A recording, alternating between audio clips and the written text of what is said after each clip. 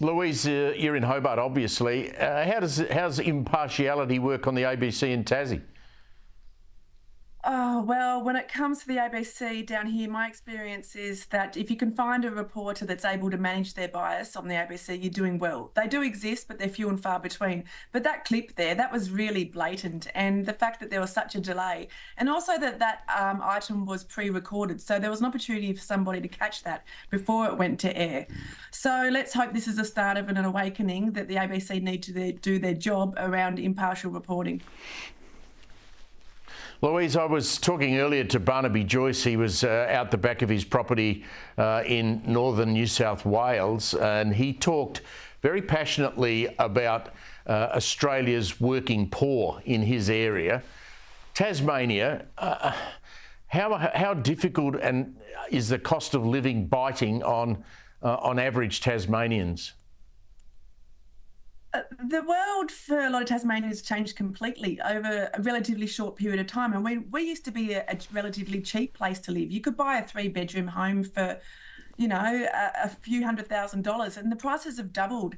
And Tassie's wages really have not kept up with that at all. So there's big struggles. And yes, we have our own inner city elites, but we have also the people not far from the CBD and out in our regional areas, which are genuinely struggling, yes. James, I bet like me, you get the Australian Weekend magazine every week and look at the real estate on offer and see all those beautiful houses for sale in Tasmania, and we still think they're pretty cheap, don't we?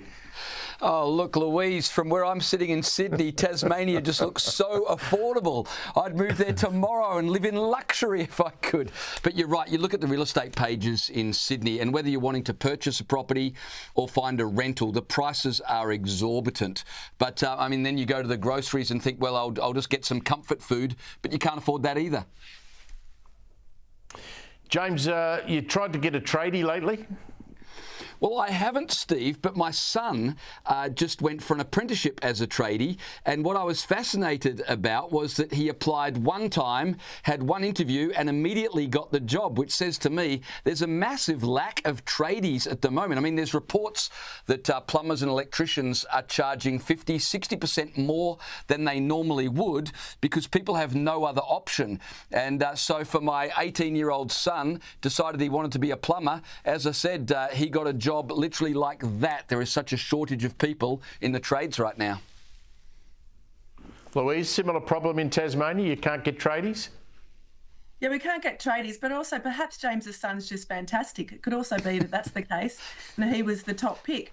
But yes, no, of course, there's big challenges. And the stats out today are like around the unemployment rate and things like that. And we're still hearing that whilst unemployment's gone up a bit, people are having real trouble getting high quality talent. And yeah, you definitely have to pay for the service. It's supply and demand, isn't it? Just like at the supermarket and whatever else. James, the most interesting thing I took out of that Barnaby chat, the coalition are going to target working Australians who are being smashed by cost of living, and that's how they think they're going to win the next election. Well, it's like saying that the sky is blue, isn't it? They're absolutely right. It's pretty obvious.